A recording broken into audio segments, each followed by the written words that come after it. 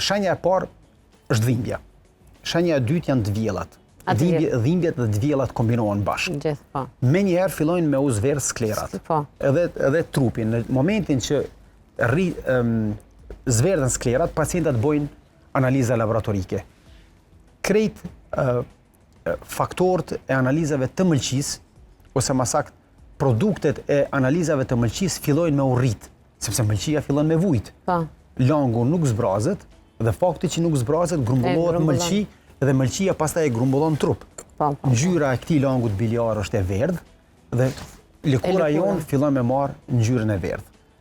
Andaj duhet përpos ultrasonografisë, e cila shpesh e ndihmon diagnostifikimin, duhet me u bë rezonanca magnetike e sistemit biliar, specifikisht quhet MRCP ose rezonanca magnetike e trungusit, e traktit biliar.